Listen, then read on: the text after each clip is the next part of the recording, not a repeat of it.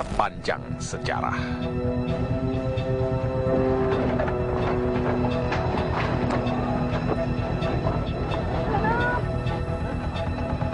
Kerusuhan Mei 1998 telah menjadi luka bangsa yang tak kunjung disembuhkan. Ada kesan ia dibiarkan menjadi rasa sakit yang menyiksa bangsa ini. Rasa sakit yang bisa jadi akan dibawa sepanjang sejarah. Ini jika tidak ada kemauan negara untuk mengungkap dan menghukum mereka yang terlibat dalam kejahatan. Harus diingatkan lagi, kerusuhan Mei yang diawali penembakan 4 mahasiswa Universitas Trisakti menewaskan sedikitnya 1.250 manusia. Mereka umumnya terpanggang di pusat-pusat perbelanjaan yang sengaja dibakar, sebagian lagi mati dianiaya secara biadab. Kerusuhan Mei bukanlah sejarah masa lalu yang jauh. Ia belum genap 10 tahun. Artinya masih amat banyak saksi mata yang bisa dimintai keterangan. Masih banyak yang bisa dengan baik mengingat peristiwa itu untuk penyelidikan. Tetapi negara sepertinya tak punya kemauan baik untuk melakukannya. Sudah pasti, kerusuhan Mei jika terus dibiarkan akan menjadi paradoks reformasi yang getir, yang akan membuat bangsa ini tergagap setiap bicara sejarahnya sendiri. Bayangkan, ia peristiwa yang mengawali reformasi, tetapi tragedi itu tak bisa juga dibereskan oleh pemerintahan reformasi sendiri. Spirit reformasi yang menggelegak ternyata kalah nyali melawan rezim gangster yang menistakan kemanusiaan. Alangkah aneh, 4 presiden hasil reformasi sejak B.J. Habibie, Abdurrahman Wahid, Megawati, dan kini Susilo Bambang Yudhoyono semuanya tidak berdaya mengungkap kerusuhan Mei. Mereka tak becus mengusut kejahatan kelas tinggi itu. Padahal pola-pola aksi kejahatan itu sama, membakar pusat perbelanjaan, penjarahan, dan penganiayaan terhadap etnis Tionghoa. Ini tak mungkin dilakukan orang-orang biasa. Pastilah direncanakan dengan matang dan dikerjakan orang-orang yang amat terlatih. Dengan kenyataan itu, publik pun tak bisa disalahkan jika menduga negara melindungi mereka yang terlibat kejahatan kelas berat itu. Atau para penjahat melawan dengan kekuatan luar biasa sehingga negara tak berdaya. Tetapi mungkinkah negara tak berdaya? Karena itu, dugaan pertamalah yang mungkin benar. Faktanya, berbagai upaya pengungkapan tragedi Mei seperti membentur tembok. Bahkan seperti ada upaya sistematis untuk menguncinya rapat-rapat.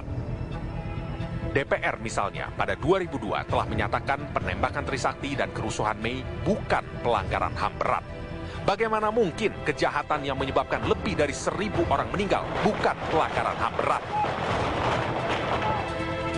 Karena itu, untuk menolak dugaan negara melindungi kejahatan, tidak ada jalan lain kecuali harus mengungkap kerusuhan Mei dengan kejujuran.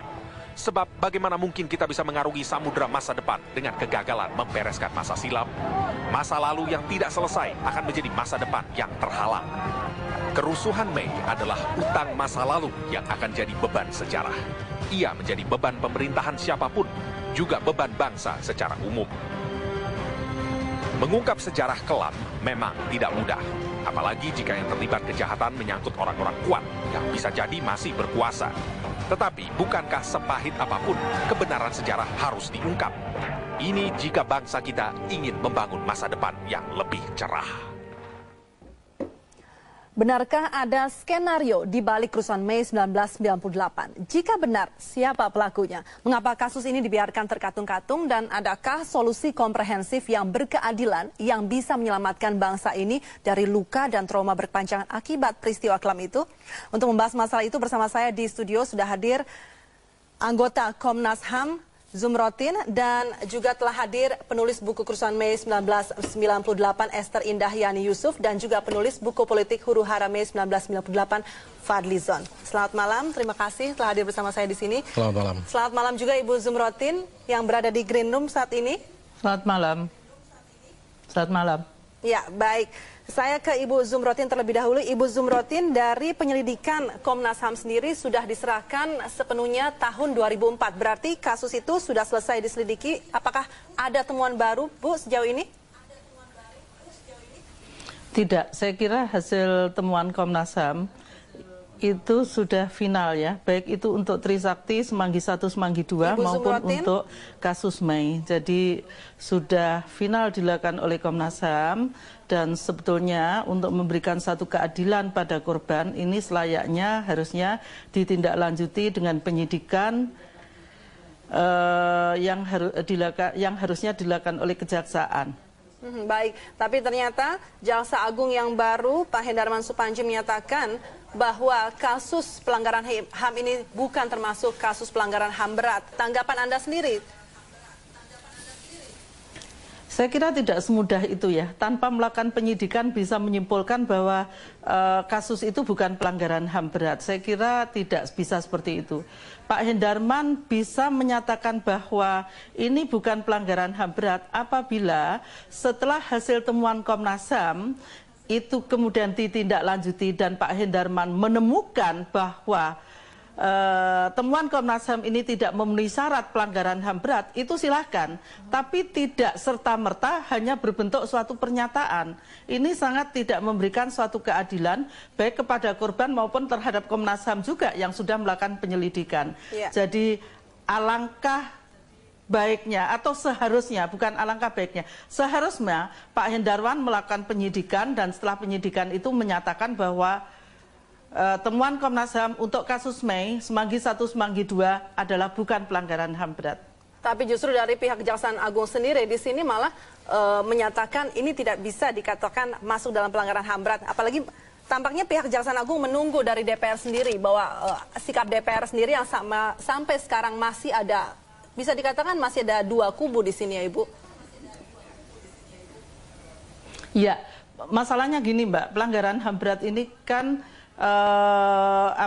unsur-unsur atau faktor politiknya juga tinggi sekali. Ada keberanian atau tidak ada keberanian mengungkap.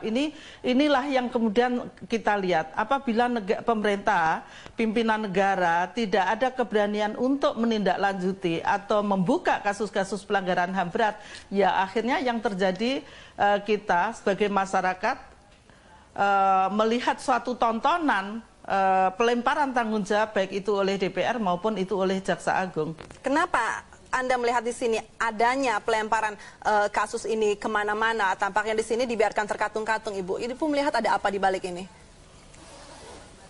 Ya, satu mungkin memang belum ada kemauan politik untuk menyelesaikan pelanggaran HAM berat.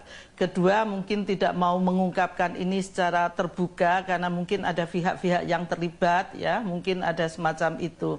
Tapi kalau disederhanakan menjadi itu pelanggaran HAM biasa, saya kira pelanggaran HAM dan bukan pelanggaran HAM berat, saya kira ini emang tidak tepat dengan hanya pernyataan. Baik, Ibu Zumrotin, kita akan kembali setelah jeda pariwara berikut dan pemirsa tetaplah bersama kami. Save Our Nation akan kembali. Bung Fadli, terlebih dahulu, Bung Fadli, bagaimana tanggapan Anda tentang pernyataan dari Jaksa Agung yang menganggap bahwa kasus kerusuhan Mei ini bukan termasuk dalam HAM berat? Saya kira yang paling penting adalah bagaimana kita mengungkap kerusuhan Mei itu. Anda sendiri setuju tidak tentang pendapat Jaksa Agung ini? Saya kira yang paling penting adalah bagaimana mengungkap siapa sebetulnya dan kenapa kerusuhan itu terjadi. Ya. Saya kira banyak sekali sekarang masyarakat kita sudah terjebak pada mitos bahwa kerusuhan itu didalangi oleh pihak tertentu. Jadi muatan politiknya sudah terlalu banyak. Sehingga saya tidak, menurut saya pada saat ini yang paling penting adalah bukan menjawab ini pelanggaran HAM berat, pelanggaran HAM ringan atau apa. Tapi kalau kita lihat, sebetulnya kerusuhan Mei itu adalah satu kerusuhan yang didalangi atau disiapkan satu kondisinya itu oleh IMF. Ini yang tidak pernah terungkap. Kenapa? Apa indikasinya Anda justru mengarah kepada IMF? Itu banyak kasus-kasus di Amerika Latin, ini adalah IMF provoke riots. Dan saya menulis disertasi tentang ini di London School of Economics. Dan terbukti bahwa seperti kata Direktur IMF sendiri, waktu itu Michel Kamdesu, we created the condition that obliged Presiden Soeharto to leave his job. Jadi IMF riots, seperti yang sekarang terjadi di juga banyak negara seperti kemarin ini Hugo Chavez tahun 2002 dan lain-lain, itu adalah pola yang biasa. Kita nih selalu melihatnya itu inward looking, tidak mau melihat geopolitik yang berubah. Krisis yang terjadi di Indonesia itu adalah waktu itu krisis Asia, krisis global. Jadi bukan semata-mata KKN dan tidak ada kaitannya dengan KKN. Dari fakta terpenting yang Anda lihat dari kerusuhan Mei 98 itu justru kepada masalah itu? Oh iya, jadi saya kira banyak penciptaan kondisi itu, misalnya kenapa rusuh? Karena banyak sekali kebijakan-kebijakan yang ditekan oleh IMF ketika itu, seperti pencabutan subsidi, privatisasi, dan lain, membuat masyarakat marah. IMF masuk lewat mana? Melalui LOI, Berarti Letter ada, of Intent. Apakah ada pelaku-pelaku yang sudah ditunjuk justru oleh pihak IMF sendiri untuk masuk ke dalam Indonesia dan kemudian merusak dan membuat kerusuhan ini? Pasti kan ada pelakunya di Indonesia. Oh iya, tentu. Kalau kita lihat, IMF semua kebijakan IMF yang harusnya menjadi obat bagi krisis ekonomi ketika itu, akhirnya menjadi racun. Dan racun itu diakui oleh IMF sendiri. Racun inilah yang menyebabkan kemudian rakyat makin menderita dan kemudian marah. Kalau dari fakta tersebut yang Anda temui, saya mau ke Mbak Esther terlebih dahulu juga. Mbak Esther, kalau Anda setuju dengan fakta yang ditemukan oleh Bung Fadli? Sedikit tadi tentang pelanggaran HAM berat ya, saya tarik dulu. Pertama, bukan kewenangan dari Kejaksaan Agung menyatakan itu. Itu adalah kewenangan Komnas HAM dan sudah selesai. Bahwa kasusnya adalah pelanggaran HAM berat. Nah, tugas Kejaksaan adalah menyidik dan melanjutkan sampai proses peradilan. Selanjutnya tentang data yang Bung Fadli ungkapkan ya. Memang ada indikasi-indikasi yang bisa kita lihat di lapangan yang mendukung tentang proses penciptaan dan lain-lain ya. Namun memang juga kita tidak bisa lepas dari siapa pelaku yang berperan di Indonesia agar rantai dari kasus ini tidak putus. Sayangnya penyelidikan tidak bisa lebih jauh ya kalau kita lihat dari proses di Komnas HAM dulu. Sebagian dari penguasa negara kita, sebagian dari kekuatan-kekuatan yang ada, ini tidak mau membuka, tidak mau bersaksi. Nah, Anda karena sendiri itu, kan dari sebagai mantan tim pencari fakta. Nah, kalau Anda sendiri menemukan versi yang berbeda, seperti apa? kalau yang didapat dulu, saya tidak bisa ungkapkan keseluruhan ya, tapi hanya beberapa hal. Seperti bahwa kerusuhan ini memang sistematis, direncanakan, berpola sangat jelas, dan bahwa ada kekuatan besar yang bisa membuat situasi itu terjadi, itu iya. Ya, tapi begini ya, penemuan yang dulu dilakukan oleh tim gabungan pencari fakta, saya sejak tahun 98 itu sudah memprotes. Itu isinya banyak sekali hanya asumsi-asumsi dan teori-teori, bukan fakta yang ditemukan. Dan akhirnya ada jumping conclusion. Di situ misalnya ada pertemuan Makostrat dan lain-lain. Jadi orang-orang yang duduk di TGPF sebagian besar adalah orang-orang yang punya muatan politik. Sehingga intensi mereka bukan mau mengungkapkan satu kebenaran. Anda mengatakan ini asumsi. Asumsi. Baik, Mbak Esther, berani sekali kalau memang ini hanya sebatas asumsi dan kemudian diungkapkan dalam sebuah buku dan itu bisa merusak paling tidak pola pikir masyarakat. Apakah benar hanya sebagai sebatas asumsi? Saya tidak tahu persis bagaimana tim gabungan pencari fakta melakukan penyelidikannya ya. Tetapi beberapa tokoh di sana jelas kita bisa percayai seperti Romo Sandi dan lain-lainnya yang memang melakukan investigasi. Tapi sebentar, ya. saya diminta bicara sekarang. Lalu yang kedua, materi dari tim gabungan pencari fakta ini masih ditindaklanjuti oleh tim ad hoc yang melakukan penyelidikan secara langsung di lapangan dan mencoba meneliti berbagai dokumen yang mendukung ya. Kesaksian-kesaksian yang diperoleh itu jelas bukan asumsi. Bahwa ada beberapa bagian dari katakan penyelidikan TGPF yang belum ditindaklanjuti itu betul. Dan saya kira beberapa yang mungkin dianggap asumsi itu sangat baik untuk segera disidik. Agar jelas ya posisinya mana yang dianggap asumsi, mana yang memang sungguh harus menjadi suatu fakta hukum. Ya, jadi saya melihat begini ya, itu banyak teori-teori dan sebetulnya termasuk TGPF itu sangat menyesatkan. Dan yang saya sungguh sangat mengherankan adalah buku yang ditulis oleh saudara Esther ini, itu datanya sebagian besar, mungkin sampai 90% itu dari TGPF. Dan itu ditulis menurut saya, kan TGPF itu satu tim ya. Makanya saya juga bingung ini, kenapa kok bisa saudara Esther mengatakan sebagai penulis di dalam buku itu. Jadi bisa dikatakan padahal saksi-saksi yang dikatakan dari ini kan bukan, ini kan sumber-sumbernya dari TGPF. Ini adalah hasil dari satu tim gabungan pencari fakta yang menurut saya lebih banyak teorinya, asumsinya. Kemudian dituangkan di dalam sini yang saudara Esther sendiri sebetulnya tidak ikut di dalam tim itu kan. Betul. Baru ikut belakangan tahun 2003, ini kan tahun 98. Nah, saya pikir 99 ya. cara-cara seperti ini sebetulnya sangat menyesatkan. Apalagi kecenderungan di dalam buku ini mau mengaitkan seolah-olah kerusuhan itu adalah kerusuhan etnis. Itu tidak Yang paling benar. menyesatkan dalam buku itu yang Anda lihat apa? Oh, Dari sisi yang data. mana? Banyak data-datanya itu menyesatkan. Asumsi-asumsi semua. Tidak ada yang, ya bukan semua lah, sebagian besar. Ya. Kalau kita lihat misalnya soal perkosaan massal, tidak ada yang bisa diverifikasi perkosaan massal itu. Ini justru menjadi alat untuk menghancurkan ekonomi kita. Ada oknum-oknum yang kemudian menjual ini ke luar negeri Anda untuk... katakan tidak ada perkosaan massal. Tidak ada. Tapi banyak saksi-saksi yang Apa juga yang- sudah diberitakan dan Ya, mana juga sudah saksinya? diwawancarai bahwa mereka mengaku Itu katanya, bukan saksi. Ada yang kata dokter, ada yang kata keluarga dekat. Kemudian angkanya berubah-ubah. Sempat dikatakan oleh salah apa satu yang Anda anggota. harapkan dari tidak hanya sekedar saksi itu berbicara depan publik dan mengatakan bahwa saya diperkosa. Jangan Apalagi kita yang belajar bisa dari sejarah yang salah. diharapkan? Jangan kita belajar dari sejarah yang salah. Sejarah itu harus kita semaksimal mungkin dari fakta. Nah, fakta-fakta itu tidak ada. Jadi jangan kemudian ini justru menimbulkan konflik yang lebih jauh. Saya tidak melihat sama sekali kerusuhan Mei itu adalah konflik etnik. Tidak ada. Itu Baik. kemarahan massa yang karena memang situasi ketika itu. Kalau diarahkan ke konflik etnik, ini akan mengadu domba. Tidak Baik, ada, ya. saya kira. Bu Zumrotin, ada dua versi yang berbeda di sini tentang kerusuhan Mei. Kalau Anda sendiri berpendapat seperti apa, Ibu, dari fakta yang Anda temukan? Saya kira karena saudara Fadli ini laki-laki ya, sehingga dia pada saat kita berbicara tentang perkosaan, dia seakan-akan gampang sekali. Seseorang perempuan yang diperkosa itu tidak akan semudah itu kemudian secara terang-terangan dalam waktu yang singkat. Trauma yang panjang, kebetulan saya punya background psikologi, ada suatu kondisi trauma yang panjang yang tidak bisa pada saat itu diungkap. Tapi pada saat saya kira penyelidikan Komnas HAM Pro Justisia, justru itu yang kemudian melengkapi apa yang dilakukan oleh TGPF.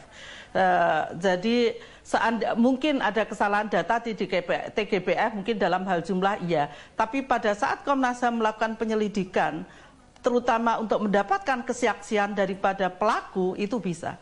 Tapi kalau ada begini, satu kenyataan bahwa seorang dokter, dia melakukan pertolongan kepada korban, apakah ini tidak bisa dianggap sebagai saksi mata di saat korbannya sendiri mengalami suatu trauma? Jadi ini bisa kita perdebatkan. Tapi ada hal lain yang saya dengarkan tadi yang berkaitan dengan ini adalah skenario IMF melalui kebijakan-kebijakan pemerintah. Nah, disitulah kemudian memang IMF mungkin punya kontribusi, tapi apakah bukan ketololan pemerintah kita saat itu yang menjadikan kemarahan masyarakat, menjadikan masyarakat semakin miskin, kemudian terjadi semacam itu? Menurut saya, kalau pemerintah kita tegas, pemerintah kita punya prinsip untuk melindungi masyarakatnya, saya kira kalau dia didikte dengan IMF juga tidak akan mau. Jadi artinya pada saat dia bersedia didikte, maka disitulah dia harusnya ikut bertanggung jawab terhadap kerusuhan ini. Baik, Ibu Zumrotin, kita harus break dulu sebentar. Dan pemirsa tetaplah bersama kami karena Save Our Nation akan kembali setelah Terima kasih pemirsa, Anda masih terus bersama kami dalam Save Our Nation. Mbak Esther, menurut Anda sejauh mana negara terlibat dalam kerusuhan ini? Yang pertama, kalau negara masih katakan menahan pengungkapan kasus, ini menjadi tanda tanya besar memang apa yang ditahan. Lalu kalau dilihat dari peristiwanya sendiri, negara terlibat, saya yakin. Artinya ada struktur dari negara kita yang membiarkan peristiwanya terjadi. Kalau menurut data kami, penyelidikan di lapangan ya, itu di banyak sekali lokasi pada saat kejadian, itu tidak ada aparat keamanan.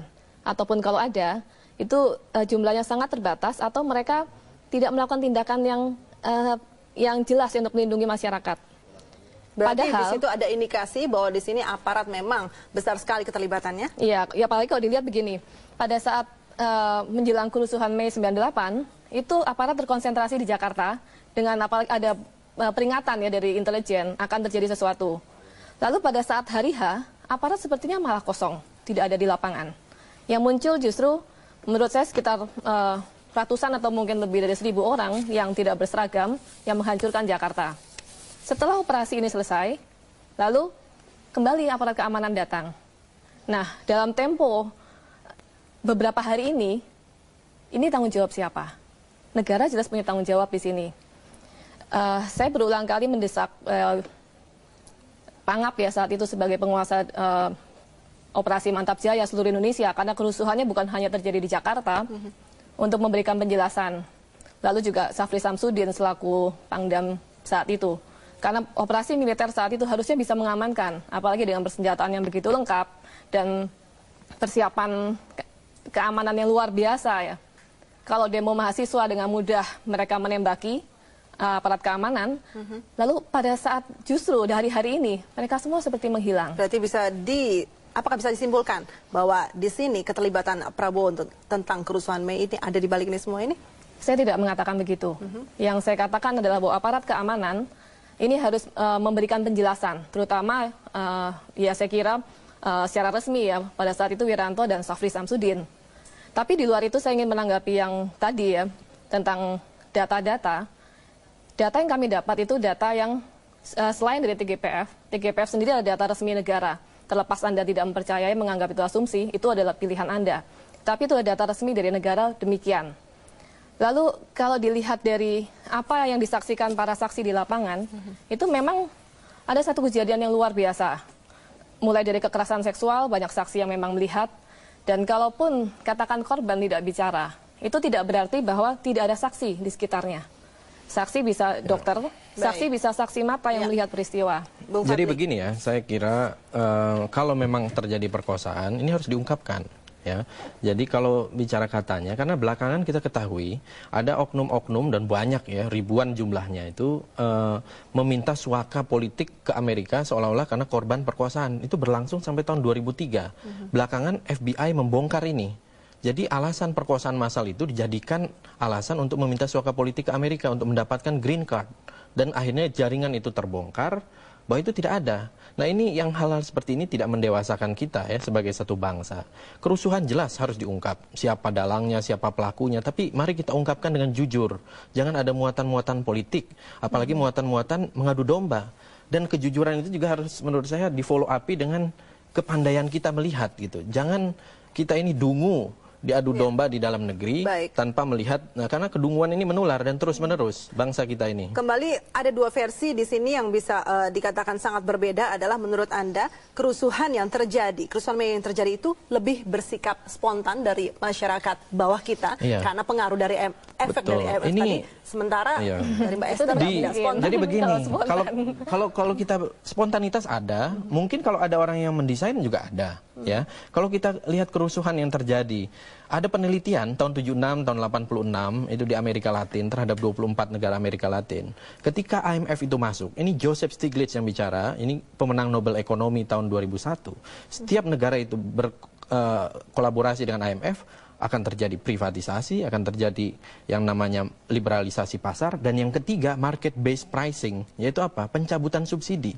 Riots itu selalu setelah pencabutan subsidi. Nah, ketika bulan Mei itu setelah harga minyak naik sampai 71%, baru muncul demonstrasi-demonstrasi yang besar di Medan, kemudian di Jogja dan di berbagai tempat. Nah, sebelumnya tidak, baru kemudian terjadi penembakan mahasiswa Trisakti. Itu harus dicari siapa pelakunya. Baik. Ya. Baik, Bung Fadli, sebelum kita ke Ibu Zumrotin, kita harus break terlebih dahulu dan pemirsa tetaplah bersama kami. Save Our Nation akan kembali sesaat lagi. Terima kasih pemirsa yang masih terus bersama kami dalam Save Our Nation. Kita ke Ibu Zumrotin. Ibu Zumrotin. Baik, Ibu Zumrotin, tanggapan Anda sendiri terhadap ada beberapa versi yang berbeda di sini dari buku yang diungkap atau fakta yang diungkap dari Mbak Esther dan juga Bung Fadli. Ya, sebetulnya kalau menurut saya sebetulnya yang dikemukakan oleh Bung Fadli bahwa itu spontanitas, menurut saya agak aneh karena spontanitas kok bisa dalam waktu bersamaan. Tidak hanya spontanitas. Di beberapa wilayah Jakarta bisa terjadi bersama-sama. Itu agak aneh menurut saya. Jadi Jakarta Utara, Jakarta Barat, Jakarta Timur itu dalam waktu yang hampir bersamaan. Itu menurut saya memang ini harus diungkapkan. Apa benar ini adalah spontanitas? Apakah tidak ada penggeraknya? Tidak, yang lain saya kembali hanya ingin spontanitas begini, tadi menurut Bung Fadli, Bu. Ada juga beberapa kasus yang mungkin ada dalang di belakangnya. Iya, nah makanya itu saya sebenarnya termasuk yang tidak percaya bahwa ini spontanitas, bahwa ini menurut pandangan saya kalau kita lihat dari realita lapangan ini pasti ada penggeraknya. Lepas penggeraknya itu siapa? Bisa. Yang kedua kembali lagi bahwa di saat itu terjadi, seandainya itu spontanitas, gitu ya, mengapa tidak pada saat aparat yang masih ada jumlahnya kecil pun itu tidak melakukan apapun? Ini sebetulnya itu bisa kalau berdasarkan ketentuan pelanggaran hak asasi manusia, ini by omission itu harus bertanggung jawab pemerintah. Nggak bisa untuk tidak bertanggung jawab karena dia harus memberikan suatu perlindungan. Tidak bisa hanya menonton saja. Saya setuju dengan apa yang dikemukakan oleh saudara Esther.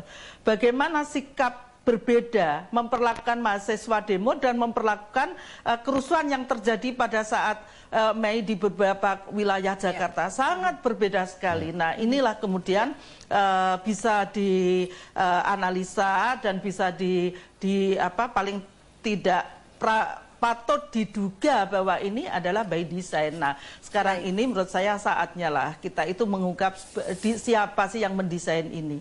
Gitu, bahwa masalah kondisi ekonomi salah satu pemicunya memang mungkin benar, tapi sekali lagi saya tetap merasakan bahwa tidak bisa kita 100% menyalahkan IMF.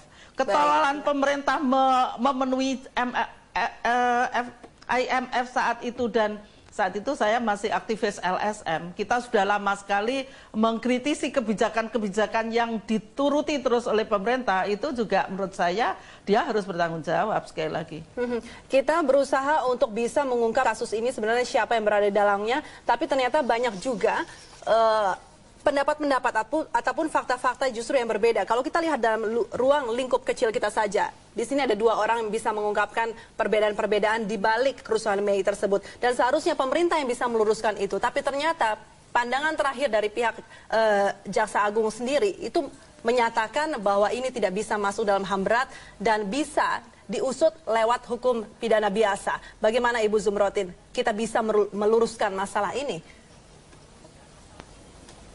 Sebenarnya gini ya, seandainya memang aparat-aparat itu tidak terlibat, di saat dia dipanggil untuk memberikan satu keterangan, ini belum terdakwa loh Mbak, memberikan keterangan apa yang diketahui semuanya tidak mau. Itu kan menurut saya tidak logik ya, bahwa kalau tidak melakukan sesuatu dan kemudian tidak mau, ini memberikan keterangan. Menurut saya justru di saat itulah harusnya memberikan keterangan bahwa dia tidak melakukan apa-apa. Nah ini yang kemudian kita merasa bahwa agak aneh, dan memang sekali lagi bahwa pemerintah memang harus meluruskan. Kalau Jaksa Agung menurut saya tidak tepat dia menyatakan bahwa ini bukan pelanggaran HAM berat, karena suatu peristiwa bisa disebut pelanggaran HAM berat itu satu-satunya yang bisa menentukan peristiwa itu pelanggaran HAM berat kembali lagi adalah Komnas HAM. Bahwa kejaksaan bisa menyatakan ini bukan pelanggaran berat apabila dia melanjutkan dengan penyidikan dan tidak menemukan bukti-bukti. Saya kira itu. Baik Ibu Zumrotin, di balik masalah Jaksa Agung mengatakan ini HAM berat ataupun bukan HAM berat, tapi Mbak Esther, kalau kita melihat paling tidak usulan dari Jaksa Agung itu untuk menyatakan ini bukan termasuk HAM berat adalah karena berusaha untuk bisa mengungkapkan secepat mungkin, karena lewat hukum pidana biasa justru menurutnya bisa lebih terungkap dan bisa cepat untuk sampai kepada dihukum. Pidana biasa itu dari tahun 98 sampai sebelum undang-undang pengadilan HAM terbentuk, itu sudah terbuka kesempatan itu, dan itu tidak pernah dilakukan. Saya kira itu alasan saja ya, entah kepentingan apa di balik itu. Dan kalau tadi kembali ya kita lihat ke peristiwanya. Pertama saya ingin luruskan bahwa saya tidak menyatakan dalam buku ini adalah konflik etnis antara etnis Tionghoa dengan yang lain, bukan. Bahwa tapi ada kecenderungan untuk memasukkan itu. Oh tidak. Anda salah membaca kalau begitu. Kalau kita lihat di situ ada sejumlah halaman, dari halaman 22 sampai 31 itu ada sekilas isu rasial di Indonesia. Jadi ini menurut saya sangat menyesatkan ya. Kalau isu rasial satu hal yang jelas. Artinya berusaha mengambil dalam TGPF aja menurut saya tidak terlalu ini ya, tapi dimasukkan di situ sebagai di-insert seolah-olah ini adalah satu ethnic conflict ya, seolah-olah ini satu attack terhadap etnis Tionghoa. Saya kira itu tidak benar. Ya. Jadi Sama sekali ini adalah satu kerusuhan yang akibat dari proses yang nantinya akan berakhir kepada regime change. Itu kata kuncinya. Akhirnya akan berakhir dengan jatuhnya satu rezim. Sekali lagi, kalau misalnya kita lihat, coba deh kita belajar kerusuhan-kerusuhan di negara lain, apalagi yang terkait dengan IMF. Jadi jangan hanya kita inward looking, hanya mengutak-atik di dalam negeri, lihat, baca buku. Itu banyak sekarang buku-buku menyatakan, Lawrence Eagleburger menyatakan, yang menjatuhkan Soeharto, yang menciptakan itu adalah IMF. Ada lagi Lee Kuan Yew juga mengatakan Amerika sudah tidak ingin lagi Soeharto. Begitu juga banyak pendapat yang lain. Direktur IMF sendiri mengatakan begitu. Siapa sih sebenarnya aktor di bawah IMF menurut Anda yang membuat dalang pelaku kerusuhan? Saya kira ini bagian dari satu proses geopolitik kebijakan luar negeri Amerika ketika itu. Karena melihat bahwa Presiden Soeharto Jadi Anda sendiri tidak bisa lagi mau tunduk. Pelaku-pelakunya. Ini kan cuma pion-pion. Siapa pion-pion itu yang menurut Anda? Ya kita lihat, itu yang harus kita bongkar. Siapa pion-pionnya? Harus terbuka. Menurut saya kalau diadakan panel khusus. Dari buku Anda sudah bisa terbongkar siapa pion-pion itu? Ya kita bisa lihat, ada. Saya Siapa kira pion yang dari Anda lihat, Anda ungkapkan ya, dalam buku itu? bukan hanya oknum-oknum militer, termasuk oknum-oknum NGO. Ada sekitar 30 NGO yang menerima dana dari Amerika, 26 juta US dollar, termasuk melalui Adnan Buyung Nasution. Itu oleh USAID. Termasuk militer berarti militer. Bisa dikatakan juga ada menjadi mungkin bagian. ada orang militernya, oknum militernya, ada oknum NGO-nya, kemudian ada oknum-oknum lain. Ini misalnya penerimaan dana 26 juta dolar. Tapi yang paling kuat untuk bisa menguasai negara tidak mungkin dari NGO. Pasti militer bisa lebih besar kekuatannya dibanding dengan NGO. Ketika itu kalau kita lihat, memang ada kekurangan pasukan, ya kan? Jangan lupa, memang ada kekurangan pasukan. Kemudian ada hal-hal yang memang secara kebijakan agak aneh. Di saat terjadi puncak, kemudian ada perintah untuk ke Malang. Kemudian polisi tidak berada di tempat. Itu hal-hal yang harus diungkapkan. Tetapi di sisi lain, keterlibatan NGO untuk menerima dana USAID sebesar 26 juta US dollar, ini juga harus. Ini kan bagian dari upaya asing termasuk terjadi di negara-negara lain. Fadli, kita break dulu sebentar. Dan pemirsa tetaplah bersama kami. Save Our Nation akan segera kembali.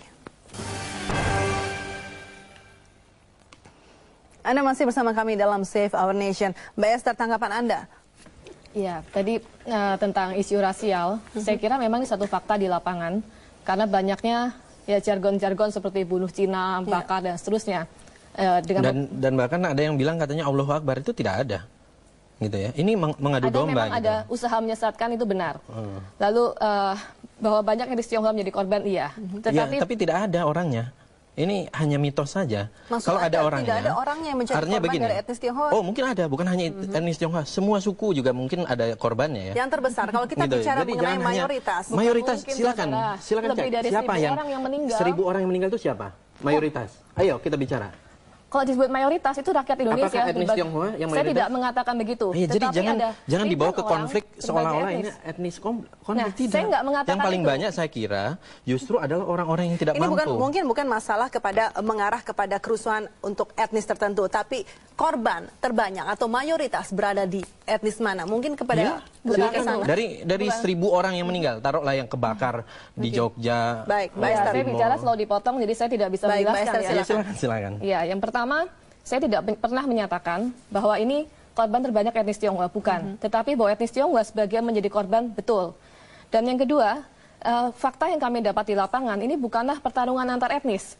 Betul bahwa pada saat itu etnis Tionghoa menjadi korban. Tetapi kalau dilihat dari data di lapangan, para saksi, itu masyarakat justru melindungi etnis Tionghoa yang lari masuk ke perumahan mereka. Nah, yang melakukan kejahatan-kejahatan ini sebagian besar bukan masyarakat. Bahwa betul ada bagian masyarakat yang kalau bukan masyarakat siapa? Kalau bukan masyarakat saya mau bicara, Anda mau... Ya maksudnya biar tuntas siapa kalau bukan masyarakat? Ya, saya tidak tahu pasti mereka siapa. Memang kejadiannya begitu luar biasa, begitu cepat. Anda tidak tahu kan teori namanya nih. Tidak tahu siapa kalau bukan masyarakat. Kita jelaskan, dengarkan penjelasannya. Saya hanya mendengarkan keterangan para saksi-saksi. Dan mereka mengatakan itu orang-orang yang tidak dikenal. Mereka mempunyai pola yang sangat khusus. Mereka terkoordinasi satu sama lain yang bukan bagian dari masyarakat. Apa militer misalnya, polisi, atau siapa? Mereka tidak berseragam. Nah, kita tidak mengetahui persis ini pasukan apa, karena mereka tidak berseragam dan kita tidak bisa pastikan siapa pemimpinnya. Namun demikian, yang kita bisa pastikan adalah pada saat itu aparat keamanan yang resmi itu seperti tidak ada di tempat. Dan kemudian katakan pasukan yang tidak bersenjata ini yang terkoordinasi rapi bisa melakukan perusakan yang sedemikian luar biasa dengan korban jiwa lebih dari 1.300 orang. Ini ada apa? Ini berarti siapa? dari buku Anda sendiri, apakah sudah bisa diungkapkan sebenarnya kelompok mana yang jelas yang bisa pelaku di balik kerusuhan ini? Saya tidak tahu siapa, tidak diungkapkan jelas, tetapi yang bisa kita ambil kesimpulan adalah kelompok ini bisa melakukan deal dengan pihak militer sampai mereka menarik pasukan dan kemudian kerusuhan terjadi tanpa ada pengamanan atau pengamanan yang sangat minimal di wilayah. Kalau Anda tadi tidak bisa mengatakan mungkin kelompok tertentu yang berada di balik ini TGPF semua. menyebut. Oke, siapa yang TGPF sebutkan di situ? Militer, kelompok mana? Menyebut.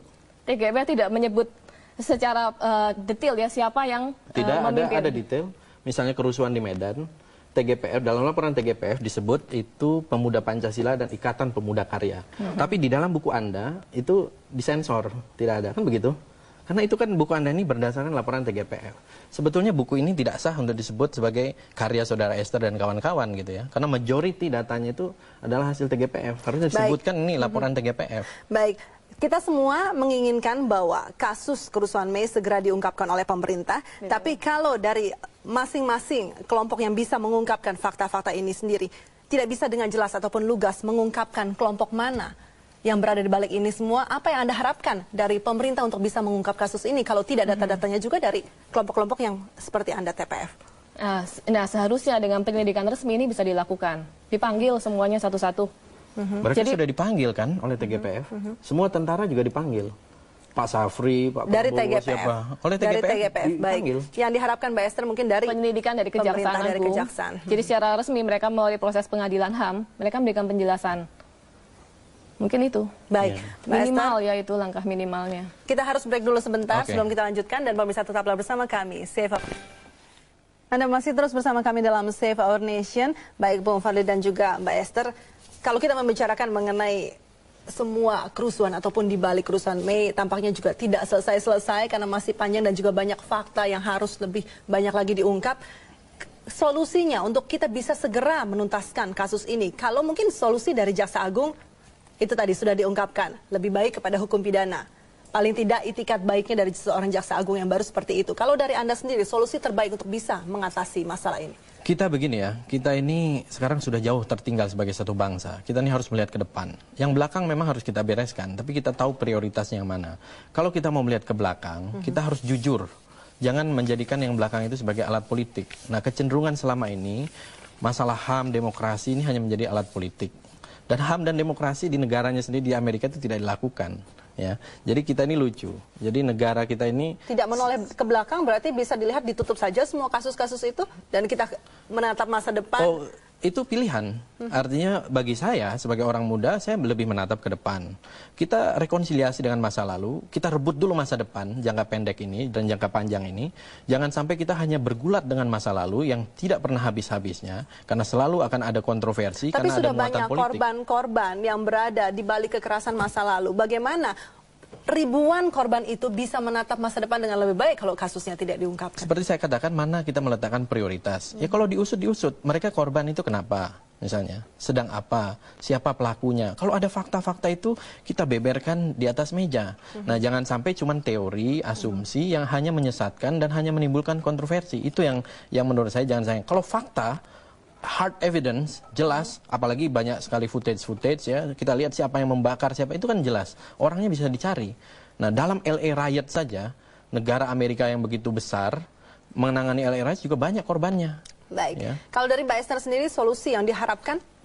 Iya, saya kira penyelesaiannya mesti holistik berbarengan ya. Yang pertama, proses pengadilan HAM, artinya proses penyidikan dan penuntutan dan seterusnya, ini tidak bisa ditunda lagi. Sudah 9 tahun lewat. Yang kedua, saya kira negara mesti meminta maaf kepada masyarakat Indonesia ya, kepada rakyat Indonesia terutama kepada korban sampai terjadinya peristiwa itu. Lalu yang ketiga, proses pemulihan kepada korban ini tidak perlu menunggu dalam jangka waktu yang tidak jelas. Negara bisa langsung mengambil tindakan yang konkret, memberikan restitusi, rehabilitasi, kompensasi kepada korban. Misalkan dengan memugar makam korban dan tindakan-tindakan lain yang memulihkan mereka secara emosional ataupun kehidupan mereka sehari-hari. Mungkin itu hal yang penting dilakukan segera. Lalu mengenai bahwa Mei 98 itu bagian dari masa lalu, Betul, itu terjadi 9 tahun yang lalu. Tetapi itu juga adalah bagian dari kita sekarang. Karena apa? Korban itu masih ada sampai sekarang dan belum mendapat keadilan. Para pelakunya itu masih ada sampai sekarang, belum disentuh. Jadi kalau bisa dikatakan Anda tetap mengharapkan kembali lagi kepada masalah tindakan hukum di sini harus tetap. Oh, kalau itu iya harus jalan. Nah, kalau Jaksa Agung mengajukan ya sudah, kalau begitu lebih cepat, kalau mau cepat diungkapkan lebih kepada hukum pidana. Itu kan lebih cepat. Hukum pidana itu tidak bisa menyentuh sampai aktor intelektualnya ya. Nah, saya kira negara seharusnya bisa mendorong prosesnya lebih cepat pun dengan pengadilan HAM atau juga dengan upaya-upaya yang lain yang bisa luar biasa ya, dengan misalkan para pihak dipanggil langsung untuk bersaksi dan kemudian kesaksian mereka secara resmi diserahkan kepada Kejaksaan Agung, ya Pak Wiranto, Prabowo dan lain-lainnya, silahkan membuka ya, ini kan seluas-luasnya. karena memang ada political baggage tadi ya. Jadi memang dari mereka yang memperjuangkan HAM itu sudah ada politik di belakangnya gitu, tidak murni masalah hukum gitu. Baik, kita tidak akan selesai-selesai membicarakan masalah ini. Kembali semua kasus, semua fakta sudah diungkapkan, kita serahkan kepada pemerintah untuk bisa meluruskannya supaya semua pihak bisa terpuaskan ataupun sudah bisa menikmati keadilan sampai saat ini juga. Dan harus jujur. Dan harus jujur. Baik, terima kasih Bung Fadli dan juga Mbak Esther dan juga Ibu Zumrotin. Pemirsa, kami mohon maaf karena ada kesalahan teknis, kami tidak bisa ataupun terputus dengan Ibu Zumrotin. Dan untuk malam hari ini demikian Save Our Nation. Saya Virji Bakar, selamat malam dan sampai jumpa.